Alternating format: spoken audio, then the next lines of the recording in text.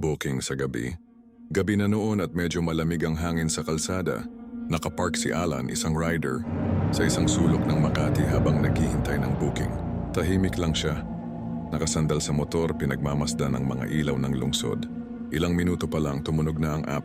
Booking request. Pick up, isang kilalang hotel sa Makati. Drop off Cavite, malapit sa Paliparan. Fare, malaki. May tip ba? Solid to bulong ni Alan sa sarili. Pagdating niya sa hotel, normal lang ang paligid. Nakita pa niya si June, kaibigan niyang kapwa rider, na naghihintay rin ng pasahero sa gilid. Uy pre, bati niya.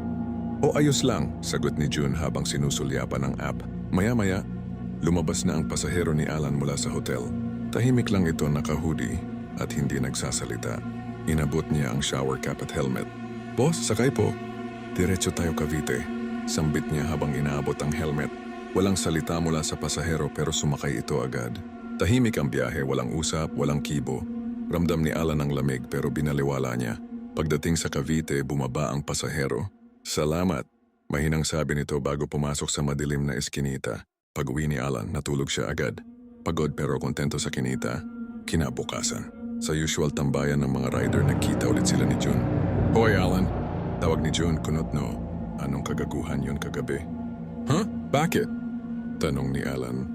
Wala kang pasahero. Nakita kita. Nakaupo ka sa motor mo. Tas iniabot mo yung shower cap sa hangin. Tapos umalis ka mag-isa. Teka, anong sinasabi mo? Akala ko puyat ka lang. Pero seryoso bro. Walang sumakay sa'yo. Sure ako? Biglang nanlamig si Alan. Pagbukas niya ng app, nandoon ang booking, kompleto. Credited, may lokasyon, lahat. Pero ang pangalan? Nay. Simula noon, bago niya tanggapin ang kahit anong booking, lagi niyang tinatawagan ang pasahero. Kapag walang sumagot, automatic cancel.